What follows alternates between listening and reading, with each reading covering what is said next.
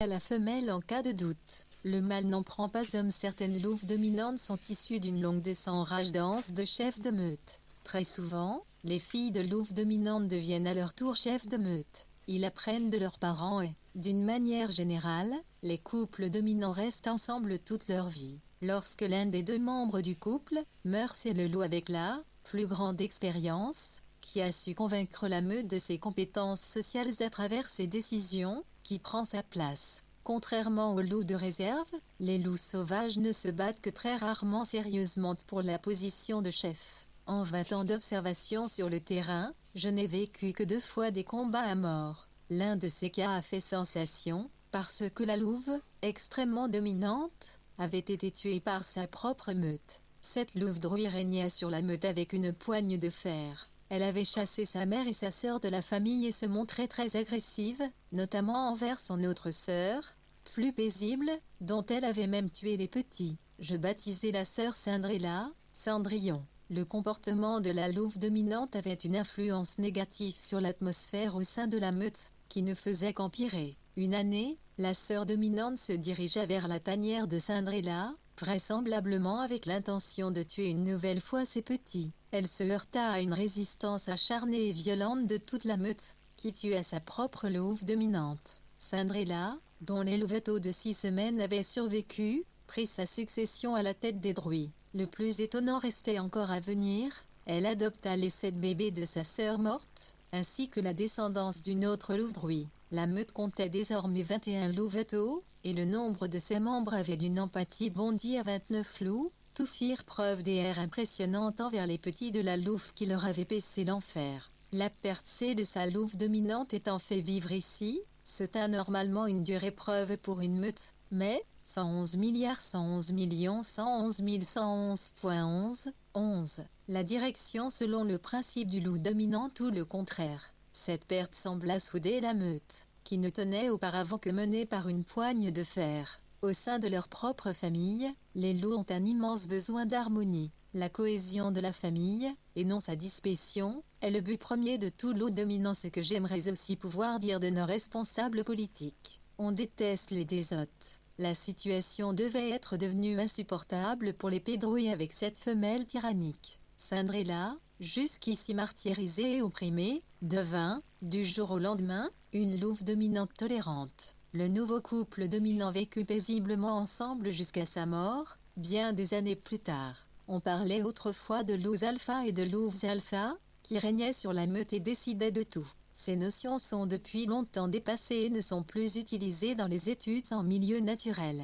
On parle désormais de loup dominant ou tout simplement de parents. La notion d'animal alpha est issue de l'observation des loups en réserve. Alpha est la première lettre de l'alphabet grec et est synonyme de début ou de numéro 1. Bêta est la deuxième lettre, et oméga, la dernière. Pendant très longtemps, il fut impossible de mener des études aussi complètes que de nos jours sur les loups sauvages. Les chercheurs croyaient autrefois qu'une meute était une association fortuite d'animaux qui se regroupaient en hiver pour chasser le gros gibier. Afin de mieux pouvoir observer et comprendre les loups, on rassembla dans des enclos un certain nombre d'animaux issus de différents zoos. Si l'on met arbitrairement ensemble des animaux aussi sociables que le loup dans un milieu artificiel, ils ne peuvent qu'entrer en concurrence les uns avec les autres et développer une sorte de hiérarchie dominante, telle qu'on la connaît bien chez les spoules, la dite hiérarchie du bec. Les nombreux chercheurs adoptèrent cette terminologie, contribuèrent à la diffusion de ces informations erronées sur les loups alpha. Ce n'est que 2 RR. La sagesse des losers, décennies plus tard que l'on corrigea le tir et qu'une nouvelle approche du loup finit par s'imposer. Cette modification dans la terminologie reflète une évolution dans notre manière de penser les rapports sociaux des loups. Nous savons aujourd'hui que l'eau se comporte différemment en clos, le manière atfi, IMS. Ils vivent comme des détenus CR, prison. Dans les cas les pliés ADL, ils doivent se supporter. R pour le meilleur et pour le pire, qu'ils le veuillent ou non.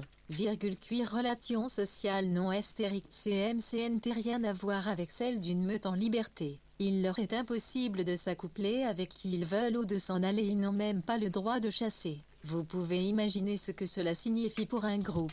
S'impose alors la hiérarchie, de prison, classique du loup alpha qui domine et brime tout le monde, jusqu'au souffre-douleur, en bas de l'échelle, qui, bien souvent, portent de graves blessures. Ne voudrait, ici, en aucun cas, irrémédiablement condamner les enclos de loups. Rares sont toutefois ceux où la structure sociale est aménagée intelligemment, où l'on contrôle les naissances et élève les animaux à la main. Pour moi, il est évident qu'ils doivent avoir la possibilité de se cacher et de creuser des tanières, mais aussi suffisamment d'eau pour se baigner. Je vois pourtant, dans un grand nombre de zoos, des loups oméga couverts de morsures, hagards, sans la moindre possibilité de se mettre à l'écart, et que l'on ne sépare pas des autres animaux. J'attirai un jour l'attention du directeur d'un tel enclos sur un loup blessé, et il me répondit que c'était comme cela dans la nature. Une telle réponse démontre une méconnaissance absolue et criminelle du comportement des animaux dont il a la charge. Je ne nie pas que l'on puisse mener des études fantastiques sur le langage corporel du loup dans un enclos, n'y est pas sur son comportement social, position et l'émission des loups dominants fou la PD pour n'en citer que quelques UTB. Un grand nombre de mythes. La direction selon le principe du loup dominant, les loups alpha décident de tout, contrôlent tout, mènent la chasse. Mangeant premier et sont les seuls à pouvoir ça. Que les études en milieu naturel ont toutes démonté ce couplet mythe. Seuls les loups alpha ont le droit de s'accoupler, un classique du genre. Environ un quart de tous les loups de Yellowstone s'accouplent également avec d'autres partenaires, avec pour conséquence que plusieurs loups d'une même famille font des petits qu'elles élèvent en partie ensemble. Rien ne s'oppose à une augmentation de la population tant qu'il y a suffisamment de place et de proie. L'évolution permet donc d'assurer la pérennité d'une meute, même si les louves dominantes viennent à disparaître. Pendant la période du rut, en février, j'ai vu en une seule journée plusieurs louves s'accoupler avec plusieurs partenaires d'une même meute, et même, une fois, avec un petit vénard qui passait par là. L'année suivante, 4 mères mirent bas dans 4 tanières différentes. Lorsque cette grande famille partait chasser, tous les louveteaux étaient réunis dans une même tanière sous la garde d'une unique babysitter, moins de personnel pour garder les petits, donc plus de loups disponibles pour la chasse. S'il y a jamais eu un loup dominant parfait à Yellowstone, alors ce ne peut être que le loup dominant Druy 21 que je vous ai présenté dans le chapitre précédent. Il défendait sa famille avec intrépidité. Je l'ai vu, une fois, se battre contre 6 loups et les vaincre. Le biologiste Rick Saint-Cyr le comparait volontiers à Mohamed Ali ou à Michael Jordan, un incroyable et unique talent avec des capacités hors normes. La norme pour un loup n'a rien à voir avec ce qu'est la normalité pour un homme, car tous les loups sont des athlètes professionnels. Druy 21 était un super loup. Ses parents, originaires du Canada, avaient été réintroduits à Yellowstone en 1995. Il avait été l'un des premiers louveteaux nés à Yellowstone après 70 ans d'absence du loup. À la même époque, son père fut abattu par un braconnier, à quelques kilomètres seulement du parc. Les biologistes capturèrent la mère avec ses petits, qu'elle élevait seule, et ils relâchèrent tout le monde dans l'enclos spécial où ils avaient passé les premières semaines. Lorsque des êtres humains entraient pour les nourrir, tous filaient se réfugier à l'autre bout de l'enclos, tout sauf un, notre petit super loup. Il grimpait sur une hauteur et se plantait entre les bipèdes et sa famille. Lorsqu'il fut relâché avec les autres loups, on mit à ce jeune louveteau le collier émetteur numéro 21. À 2 ans et demi, il intégra la meute du Druy, qui venait de perdre son lot dominant, et il en devint aussitôt le nouveau chef. Toutes les femelles étaient dingues de lui, et leurs louveteaux aimaient ce grand costaud. Il était d'une remarquable douceur avec les membres, la direction selon le principe du loup dominant de sa meute. Lorsqu'il avait tué une proie, il s'éloignait aussitôt et laissait les autres prendre leur part. Loup 21 était un chef de meute exemplaire doté d'une grande paix assurance. Il savait ce qu'il voulait et ce qui était le mieux pour sa famille. Son rayonnement avait quelque chose d'apaisant sur elle. Les rares fois où je l'ai vu se comporter en dominant, c'était lors du rut, lorsqu'un autre loup s'approchait de sa compagne. Il se levait, grognait ou fixait seulement son rival du regard. Lorsqu'il bondissait vers lui, ce dernier se jetait le plus souvent aussitôt sur le dos, soumis. Un bon chef de meute est toujours un modèle pour les autres. Ce loup dominant avait de caractéristiques exceptionnelles. Il ne perdait jamais un combat et ne tuait jamais un rival. Il était d'une étonnante magnanimité et laissait le soumis en vie dès lors qu'il s'était bien fait comprendre. Pourquoi agissait-il ainsi ? Pour la plupart des êtres humains, jouir d'un statut élevé est très important. Nous voulons être reconnus et confirmés en tant qu'individus. L'acceptation sociale agit comme une drogue.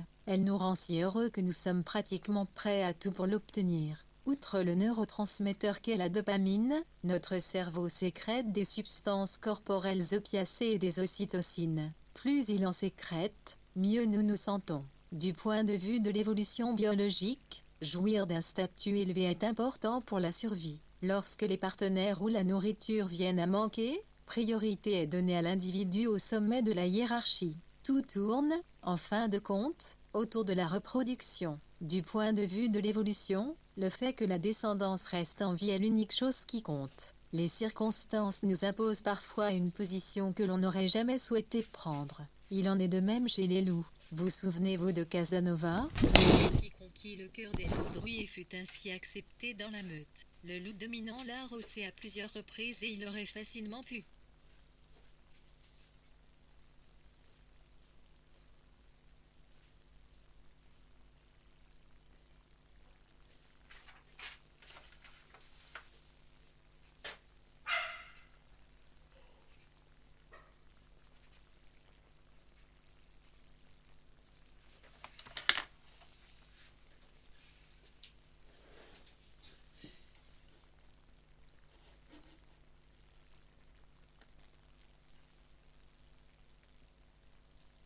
Le tuer, mais il l'a toujours laissé partir, pour finalement l'accepter dans sa famille.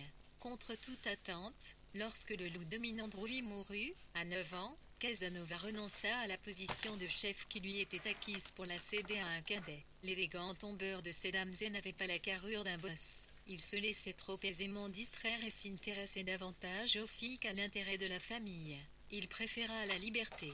Casanova ne semblait pas affecté par cette perte de pouvoir. Il avait bien autre chose en tête. Optimiste et enjoué, il s'éclipsait quand approchait l'époque du rut et répartissait généreusement ses gènes dans les meutes voisines.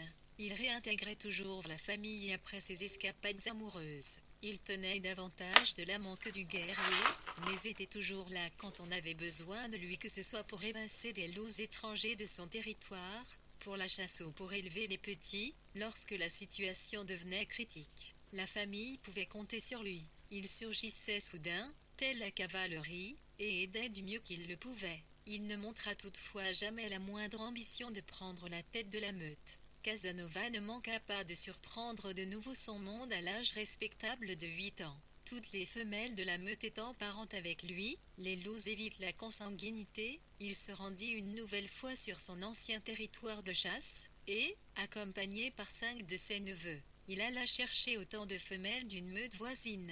Et c'est ainsi que le loup qui n'avait jamais voulu être loup dominant créa une famille de 11 membres. Il s'avéra être un bon chef jusqu'à sa mort, en octobre 2009, si l'on veut bien fermer les yeux sur ses escapades amoureuses habituelles à l'époque du rut. Il lui avait fallu attendre son ultime année de vie pour avoir enfin des louveteaux au sein de sa propre famille. L'épée copie conforme du papa, noir, grands et étiers étaient des co très autonomes où il refusait toute responsabilité, était devenu Casanova, le loup feu lui-même chef d'une meute à la fin de sa vie. Tout cas montre que la direction selon le principe du loup dominant accomplir une telle transformation, mais beaucoup y pas, m'en prennent de l'expérience, grandissent, lancent au rôle. Ils apprennent, R1, notamment souvent les meilleurs chefs de meute précis et son macam, qu'ils ont emprunté la voie difficile de la hiérarchie. Et le loup dominant sont-ils toujours souverains et sereins, toujours cool, ne commettant aucune erreur? Bien sûr que non. Les loups sont souvent confrontés à des situations très périlleuses. Ils se laissent parfois surprendre, ils peuvent être dépassés par la situation et ne plus savoir comment réagir. Cela ne ternit en rien leur aura au sein de la famille. Le biologiste Paul Paquet le résume parfaitement lors de ses conférences lorsqu'il affirme que les loups dominants peuvent aussi être des idiots. L'observation des loups m'a beaucoup influencé dans ma manière de diriger les gens. Je me souviens de mes premières tentatives en tant que cheftaine. Pour compléter mes maigres droits d'auteur, j'ai travaillé pendant plusieurs étés comme guide de voyage aux États-Unis. Soucieuse de créer une atmosphère harmonieuse pour la satisfaction de tous, je décidai de laisser mes oies et fixer démocratiquement le programme. Mais, dès les premières questions, que souhaitez-vous faire aujourd'hui ou à quelle heure souhaitez-vous partir demain, elles se crêpèrent tellement le chignon que je mis rapidement fin à cette expérience pour décréter moi, même et en toute sérénité le programme.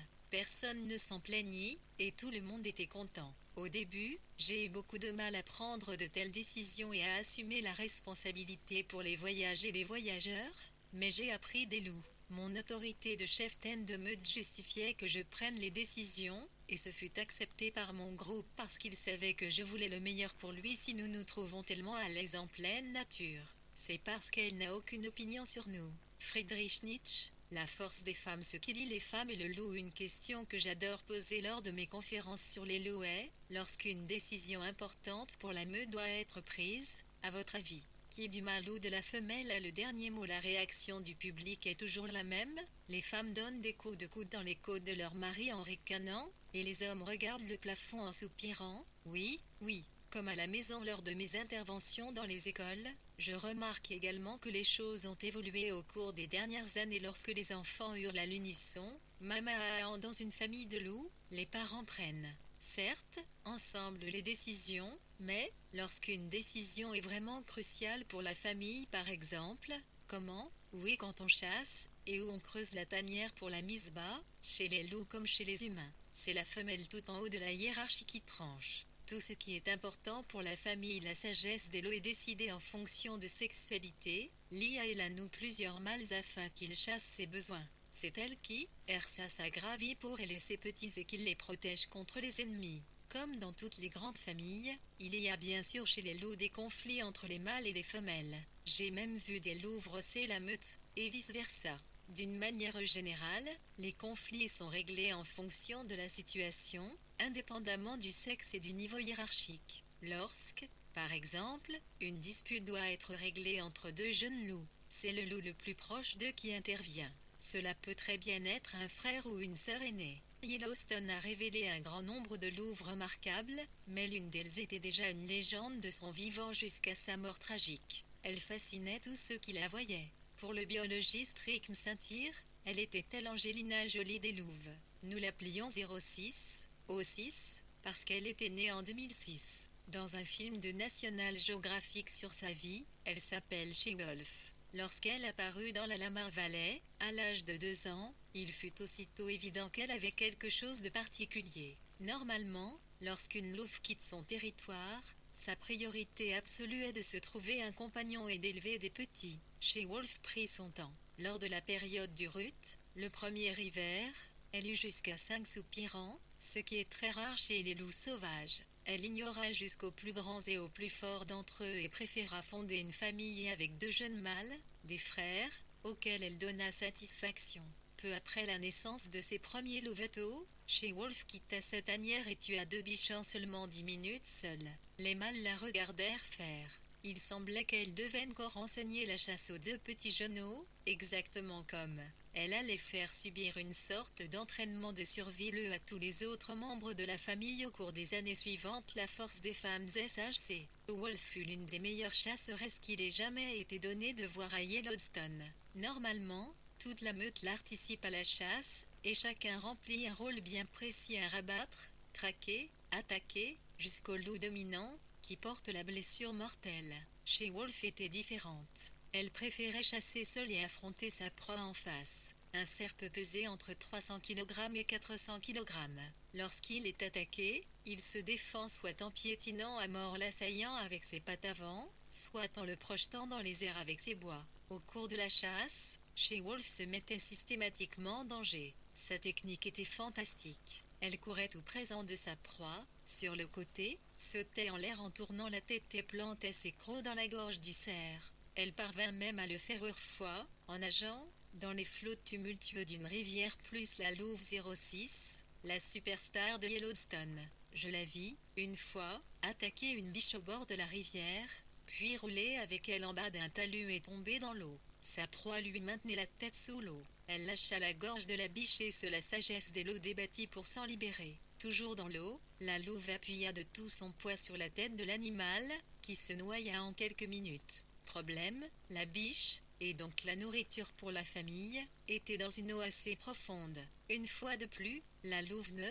manqua pas de surprendre les spectateurs. Elle entraîna la biche vers une eau encore plus profonde, la laissa dériver dans le courant jusqu'à un banc de sable et la tira hors de l'eau. She-Wolf savait exactement ce qu'elle faisait et adoptait la meilleure stratégie pour nourrir sa famille. L'intelligence de cette louve mit au défi les biologistes les plus expérimentés. Doug Smith, le directeur du projet de Yellowstone et biologiste responsable de l'anesthésie des loups et de la pose des émetteurs de géolocalisation, raconte, fasciné, normalement, les loups courent dans tous les sens lorsqu'ils entendent l'hélicoptère. Ils peuvent faire la distinction entre le bruit du moteur du Cessna, avec lequel sont effectués les contrôles hebdomadaires, et celui de l'hélicoptère, occupé par les chercheurs armés de fusils anesthésiants chez Wolf ne partait le plus souvent pas en courant. Immobile, elle regardait directement le biologiste d'un air méprisant. « Tu ne m'auras pas » Elle s'enfuyait ensuite entre les arbres ou derrière les rochers. Ce n'est qu'au bout de 3 ans qu'il parvint à l'attraper.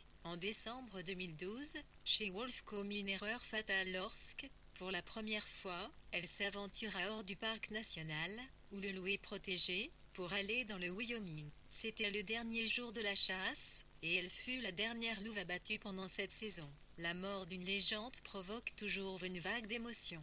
Après la mort de She-Wolf, je reçus un grand nombre de courriels et de courriers de gens qui soit l'avaient eux-mêmes vu à Yellowstone, soit en avaient entendu parler. C'était le plus souvent des femmes qui s'étaient identifiées à la louve charismatique. La force des femmes des loups PS est un monde féminin. Je m'en suis rendu le monde compte 111 111 des nombreuses années pendant lesquelles j'ai assis. La plupart des fans et des défenseurs du loup fréquentaient les loups, notamment des femmes. Parmi le public de mes lectures et les parties CRS à la rencontre des loups, les hommes sont très peints ou se jouent à minoritaire. D'où cela vient-il?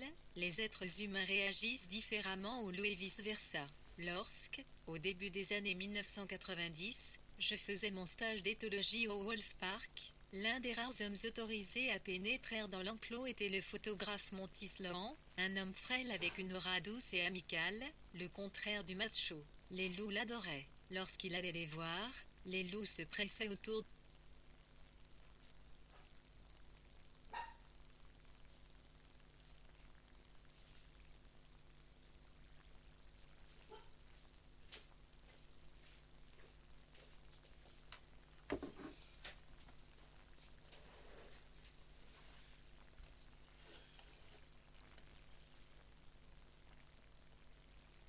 Caresser leur loup. Un jour, un jeune homme se présenta dont on voyait qu'il fréquentait assidûment les salles de musculation. Ce hableur était accompagné par des amis auxquels il décréta qu'il allait montrer au loup qui 2 ou 2 mois est l'alpha.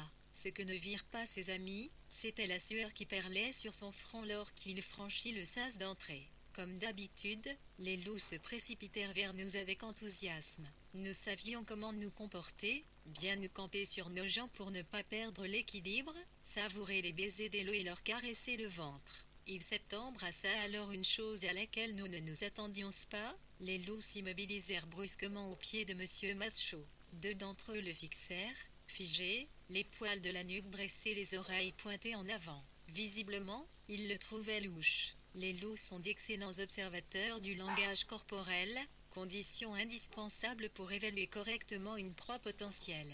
Ce bipède ne se comportait pas normalement. Les animaux étaient inquiets. Le macho tenta de le prendre à la course que c'est une cause perdue d'avance. Les employés du Wolf Park anticipèrent la suite. Le loup continuerait à tester son parrain, et, la prochaine fois, il le pincerait comme il faut. Ils intervinrent et exfiltrèrent l'homme de l'enclos. Les loups ne s'apaisèrent que lorsqu'il fut hors de leur vue. Pourquoi avait-il fait une telle distinction? La plupart des femmes abordent les loups sans crainte. Elles sont contentes. Identifient-elles leur âme de louve dans l'animal qui leur fait face? Les femmes ont une approche de la nature différente de celle des hommes. Elles n'ont pas peur de révéler leur vulnérabilité et ne cherchent pas à conquérir, comme la plupart des hommes. Les conquérants du loup semblent accorder une grande importance à ce que les autres pensent de lui et ils ne voient pas pourquoi il s'abaisserait ou se ferait bien voir. La méthode n'est pas payante. Au contraire, Monsieur Macho s'était dirigé vers les loups avec une attitude simultanément menaçante et hésitante. Il s'était penché au-dessus d'eux et leur avait parlé d'une voix grave. Cette attitude n'effraie pas uniquement les loups, elle fait mauvaise impression sur la plupart des femmes.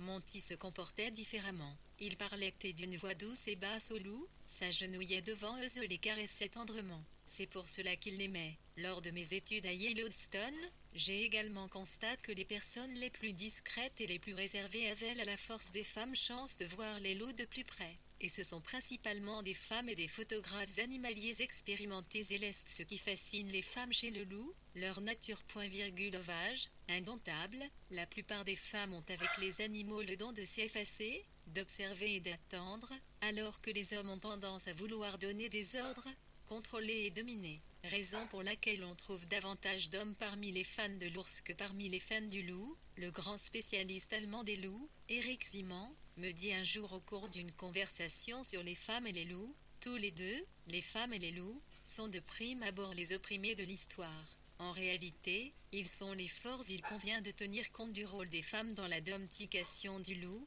car, sans elles, nous n'aurions très vraisemblablement pas de chiens de nos jours. Beaucoup d'explications privilégient la théorie masculine, les loups furent apprivoisés pour la chasse, comme nourriture en période de disette ou pour protéger l'être humain. Quand je travaillais dans l'enclos des loups, j'ai élevé des louveteaux. Pour sociabiliser le loup, pour qu'il n'ait pas peur de l'homme dès son plus jeune âge, il faut retirer très tôt le louveteau à sa mère. Nous devenons sa nourrice humaine. Nous le nourrissons à la bouteille, le lavons, et il dort blotti contre nous. Nous le rapportons à sa famille après quelques semaines seulement. Ce que nous faisons là n'est pas de la domestication. Un tel processus s'étale sur des dizaines de milliers d'années, nous l'imprégnons de notre personne. Plus tard, les animaux adultes n'ont pas peur de l'être humain, ce qui facilite grandement la distribution de nourriture et l'entretien des enclos. Un homme aurait-il pu, il y a très longtemps de cela, imprégner de sa personne un louveteau? En aucun cas. Pour cela, il lui aurait fallu avoir du lait, et, à une époque où l'homme n'avait pas d'animaux domestiques, les moutons, les vaches, les chèvres et la sagesse des loups-porcs ne furent domestiqués qu'après les loups. Seule la FM en avait. Ce doit donc être une femme, oui. Un jour, prit un louveteau dans ses bras et lui donna le sein. Peut-être avait-elle trop de lait ou ressentit-elle de la compassion pour ce pauvre petit loup abandonné. Elle ignorait, en tout cas, qu'elle était en train de mettre en marche une véritable révolution dans l'histoire de l'homme. Le loup fut le précurseur des animaux de la ferme, et le chasseur devint berger. L'histoire prit un véritable tournant. Peut-être nous, les femmes, nous souvenons-nous d'une certaine manière du rôle particulier que nous avons autrefois joué dans l'évolution, et c'est pour cette raison que nous avons une relation si étroite avec le loup. Lorsque j'ai commencé à travailler sur les loups, je me suis souvent entretenu avec Eric Simon de la différence spécifique dans l'appréciation du loup par l'être humain en fonction de son sexe. Simon étudiait alors une meute de loups en enclos dans le parc national de la forêt bavaroise. Lorsque ces 9 loups s'échappèrent, il vécut au plus près la réaction de la population. Alors que les hommes, chasseurs, police, armée, chassèrent les loups et finalement les abattirent, les femmes supplièrent dans les médias qu'on les laisse en vie. Ce n'est pas le loup qui est dangereux pour l'homme, mais l'homme pour le loup, écrivit l'une d'elles. Une autre affirma avoir entendu un loup hurler sous la fenêtre de sa chambre à Munich. Lorsque Simon lui demanda pourquoi elle était sûre que c'était un loup,